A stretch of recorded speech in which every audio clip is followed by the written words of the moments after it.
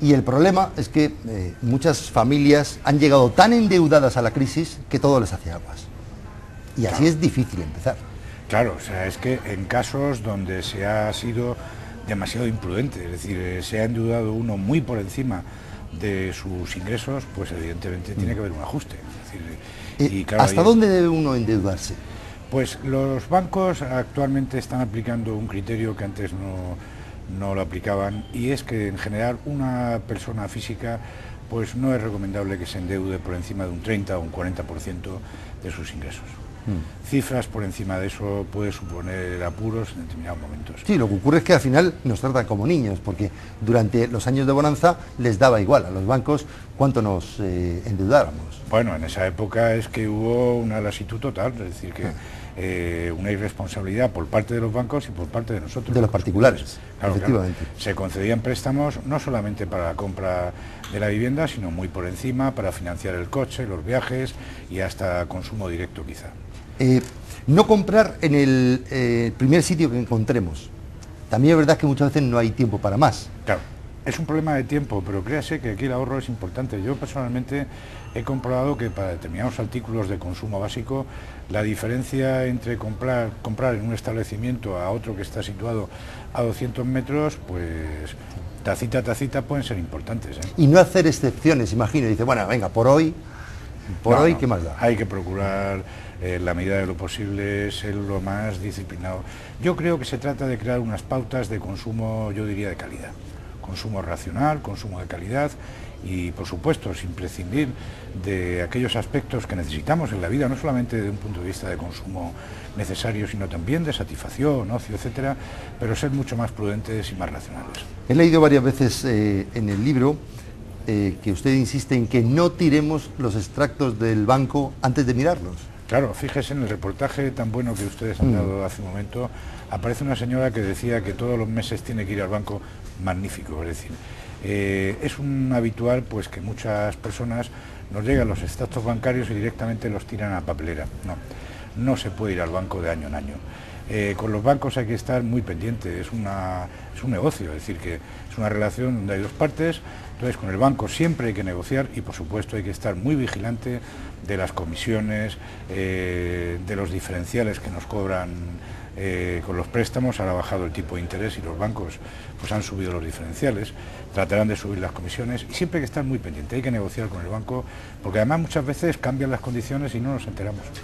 Lo que es dramático es que en plena crisis uno tenga que ir por la calle con cuidado de que no le roben la cartera hasta que llega al banco y tiene que seguir con cuidado de que no le roben la cartera. Efectivamente. Quiero decir que al final casi todos hablamos de los bancos no como unos proveedores de servicios, sino como alguien que nos amenaza con quitarnos nuestro dinero de forma ilegal.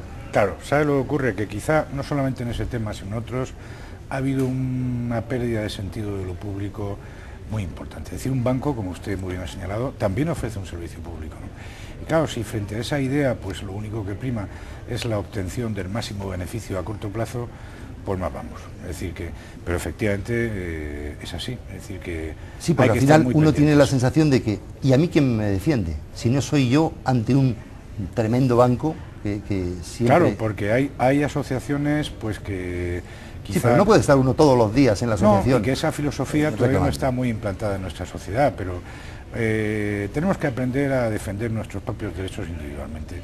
Y en definitiva se trata de estar un poco más pendiente de todo, o sea, no funcionar de por libre y a lo que... No, o sea, pues hemos hablado pues de la necesidad de gastar de acuerdo a un presupuesto, de una forma más racional y, por supuesto, dentro de esa prudencia, pues estar más pendiente de todo, del banco, en fin, de nuestros ingresos, de todo. ¿Qué hacemos con la tarjeta de débito o de crédito? ¿La guardamos en un cajón para tiempos mejores o...? No. El peligro de las tarjetas de crédito, sobre todo, aquellas en las cuales podemos disponer a crédito, como sabe, en definitiva es no conocer, pues que luego, si a veces tiramos mucho de ellas, cuando llegue después el extracto bancario, nos vamos a llevar una desagradable sorpresa. En ese caso, los intereses que nos van a cobrar van a estar pues muy próximos, incluso por encima del 20%, ¿no? Hay algunos particulares que incluso en estas condiciones lo que están haciendo es limitar el máximo que a crédito se puede disponer de esa tarjeta. Pero sí, hay que tener, porque si no la sorpresa a final de mes puede ser muy desagradable. En esta crisis bajan los precios y se encuentran chollos para comprar y para invertir también. Sí. ¿Cuál es el criterio que uno debe marcarse a la hora de enfrentarse con esos chollos o presuntos chollos? Bueno, en el aspecto de compra creo que los hemos tratado ya, ¿no? Buscar las mejores ofertas, no comprar impulsivamente. Sí. En el aspecto de las inversiones, desde luego es buen momento para invertir, es decir, que qué duda cabe que hay de hecho, perdón, los ricos, los que son ricos de verdad, se suelen hacer más ricos en las crisis porque son los únicos que tienen dinero con tantísimo. Claro, es que la clave está en comprar barato y vender cuando aquello se empieza, digamos, a popularizar. Sí. Es decir, hay más gente, vender cuando está subiendo, ¿no? Y qué duda cabe que en ese sentido, pues siempre que sea dinero sobrante, que no se necesite para el consumo, es un dinero que claramente debe ser sobrante, pues existen en este momento buenas oportunidades de inversión, incluso pues en inmuebles, es decir que aquellas personas que tengan la suficiente liquidez pueden encontrar auténticos chollos, gangas, y en la bolsa incluso, ¿no? La bolsa, pues que es, yo creo, en este momento, pues para personas muy especializadas, pero también para pequeños ahorradores prudentes, que se olviden, no piensen en el corto plazo, la compra de determinados títulos de grandes empresas, blue chip, de elevado volumen de contratación, etcétera, pues a largo plazo es una forma que, con sus riesgos, indudablemente hay que aceptarlos, pues también puede ser una forma de invertir, ¿no? Imaginemos que uno no confía en el banco, uno no confía en la bolsa. ¿Qué tal invertir en oro? Pues sería una buena cosa. De hecho, muchos inversores, y el precio del oro durante la crisis se ha disparado, oro u otros metales preciosos, diamantes, etcétera.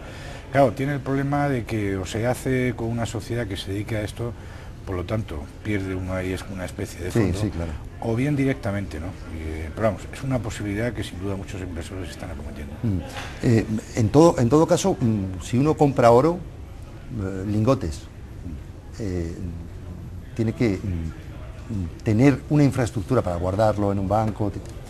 Claro, sí, tendría que ser en el banco, claro. Aparte de que las incomodidades que plantea y los riesgos de su manejo, desplazamiento, etcétera. Entiendo. En todo caso, y estamos terminando, la crisis, lo comenta usted en El Economista en Casa, puede ser un buen pretexto para reconducir el estilo de vida de uno. Sí, probablemente sí. Quiero que nos quedemos con esa idea. Sí, y además yo creo que efectivamente en un sentido muy positivo, ¿no? Yo creo que todos debemos de aprender que gastar menos no significa necesariamente vivir peor, que no desplazarnos a miles de kilómetros a sitios que además nos generan una serie de incomodidades, no implican pues que podamos visitar al lado de casa eso que a veces nos da cierto rubor que no conocemos, es decir, que en definitiva es en cierta medida obligado y por otra forma pues necesario el que nos planteemos todos en un sentido positivo, es decir, que podemos ganar cotas de bienestar, incluso pues mayores valores éticos. Y que un buen libro, un buen café y una buena compañía lo hacen todo. Eso es irreemplazable. Juan José Pintado, gracias por escribir El Economista en Casa y gracias por venir a contar todas esas cosas que debemos y que no debemos hacer. Gracias y suerte. Pues muchas gracias a ustedes, encantado. Pues nosotros terminamos aquí. Si les han valido algunos consejos, mejor que mejor. Yo no daré ninguno porque mis finanzas me aconsejan cierta prudencia y porque en el fondo estoy convencido de que cualquier frase breve sobre la economía es casi seguro falsa. Gracias y hasta la semana que viene.